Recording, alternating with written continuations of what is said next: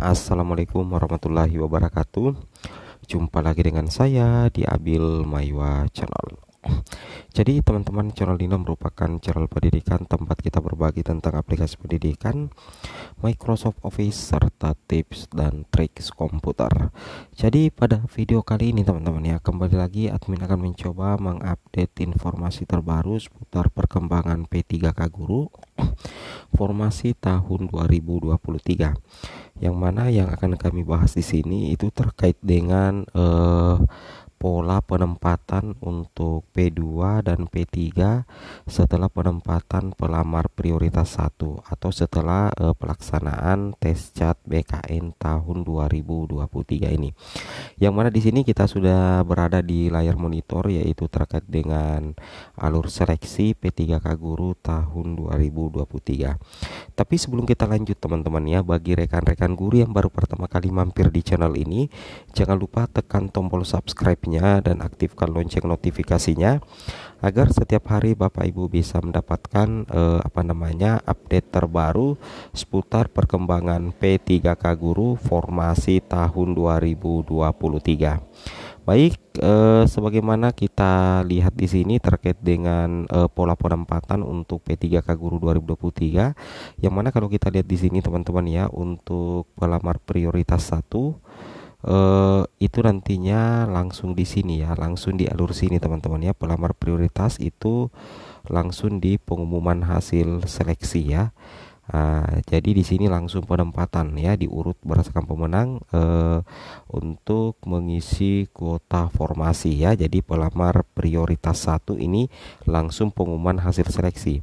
Nah, bagaimana dengan P2 dan P3? Jelas sekali di sini terlihat teman-teman, untuk P2 dan P3 itu ketika misalnya sudah dinyatakan lulus seleksi administrasi di sini, nantinya P2 dan P3 itu akan mengikuti seleksi kompetensi, yang mana seleksi kompetensinya itu berbentuk tes CAT teman-teman ya, tes CAT BKN ya, yang mana untuk P2 dan P3 akan mengikuti tes SJT ya, atau situational judgment test ya, itu untuk P2 dan P3. Yang mana kalau kita lihat ya, di sini ada tertulis 70%. Maksudnya ini 70% teman-teman, itu adalah nilai kompetensi teknis SJT jika misalkan daerahnya melaksanakan seleksi kompetensi teknis tambahan ya, itu ada 30% juga nilainya teman-teman ya, untuk seleksi kompetensi tambahan. Tapi kalau misalkan daerah tidak mengadakan seleksi kompetensi teknis tambahan, maka otomatis di sini tertulis 100% perankingan nilai itu berdasarkan hasil seleksi kompetensi ya. Seperti itu kira-kira ya. Oke. Nah, di sini kalau kita lihat ya teman-teman ya, untuk urutan penempatannya jelas sekali sudah terlihat di sini ya, bahwasanya urutan pemenangnya itu yang pertama itu adalah peringkat terbaik, yaitu pelamar prioritas, berarti ini P1. Kemudian jika masih tersedia formasi, nah untuk P2 lagi, dan seterusnya P3 dan P4 ya. Jadi intinya untuk P2 dan P3 itu akan mengikuti seleksi kompetensi dengan menggunakan sistem CAT teman-teman. Nah, kalau kita lihat pendaftarnya di sini ya, kita coba cek file ini. Jelas sekali terlihat di sini, ini adalah merupakan salah satu daerah yang sudah memperlihatkan formasi jabatan, berapa jumlah pendaftar, berapa jumlah formasi, apakah sisa atau lebih. Contoh kita lihat di sini teman-teman ya, misalkan pendidikan agama Buddha di daerah ini pendaftarnya cuma 1, sedangkan formasinya ternyata 5. Nah, jadi kalau misalkan ini adalah P1, P2, P3, otomatis kalau P1 langsung penempatan teman-teman.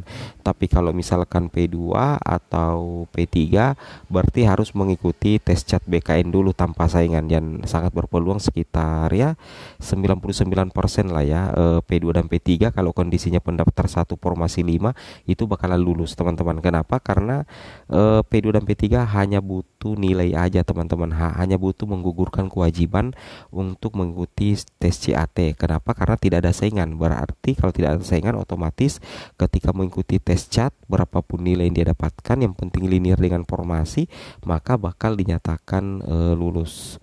Seperti itu kira-kira ya, itu yang harus teman-teman pahami ya. Nah, sedangkan yang susah itu kalau misalkan posisinya seperti ini, misalkan formasi guru kelas ya, ini jumlah pendaftarnya mencapai 743, sedangkan formasinya 656. Berarti ada kelebihan sekitar 87 ya. Jadi kalau misalkan ini P1 ya, berarti ada sekitar 87 P1 yang belum diangkat. Kenapa? Karena jumlah pendaftar jauh lebih besar daripada jumlah formasi. Kalau misalkan pelamarnya P2 dan P3, maka akan terjadi perengkingan nilai teman-teman ya. Akan diambil 656 kalau misalkan untuk formasi guru kelas. Seperti itu kira-kira ya. Jadi ada sekitar 87 nantinya yang tidak terangkat karena jumlah pendaftar jauh lebih besar daripada jumlah formasi yang tersedia ya. Seperti itu kira-kira, itu yang harus teman-teman pahami ya. Kemudian kalau kita lihat di sini ya, teman-teman bisa memperhatikan di sini jelas sekali terlihat ya mekanismenya. Nah, ini dia teman-teman ya, jelas sekali untuk mekanisme seleksi P3K Guru tahun 2023 ini sudah kami jelaskan berulang kali, yaitu penempatan dulu untuk guru lulus PG. Nah, jika misalkan masih tersedia formasi, nantinya itu akan dilakukan tes CAT ya untuk THK2 dan guru honor negeri atau P3 ya, kita singkat saja. P2 dan P3 ini akan mengikuti tes CAT teman-teman ya, yang mana nanti dari kedua pelamar kebutuhan khusus ini P2 justru yang diutamakan dulu teman-teman ya. Seperti itu kira-kira. Nah, nantinya penentu kelulusan untuk P2 dan P3 itu ini teman-teman ya, berdasarkan nilai ranking tertinggi.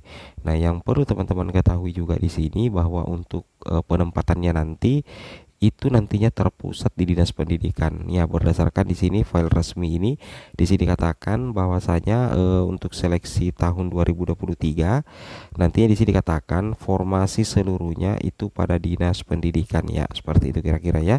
Jadi misalkan seperti ini ya.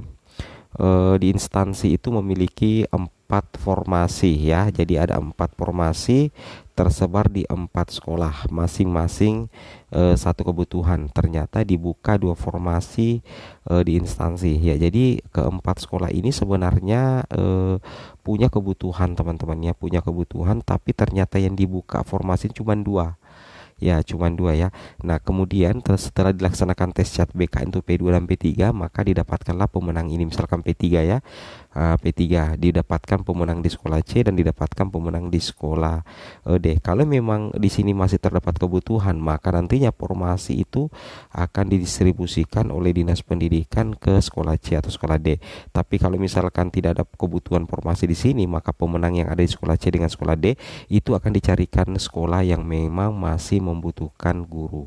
Ya, seperti itu kira-kira teman-teman ya. Oke, semoga bermanfaat. Assalamualaikum warahmatullahi wabarakatuh.